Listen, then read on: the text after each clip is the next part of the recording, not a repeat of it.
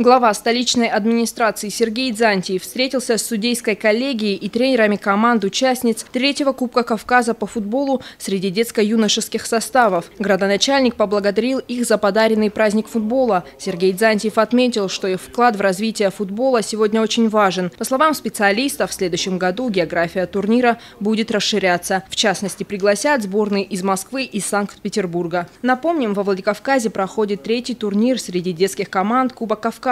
За призы главы республики борются 16 футбольных академий со всего юга России и Закавказья. Сити-менеджер Сергей Дзантиев также пообещал победителям билеты на Суперкубок УЕФА, который пройдет 11 августа в Тбилиси. На поле встретятся Барселона и Севилья. Я здесь всего лишь второй раз.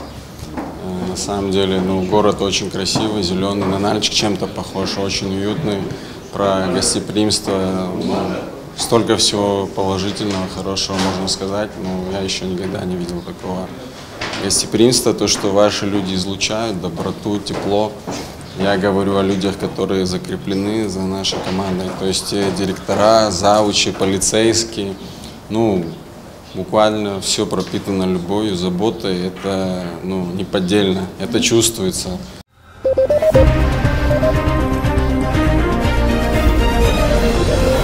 Thank you.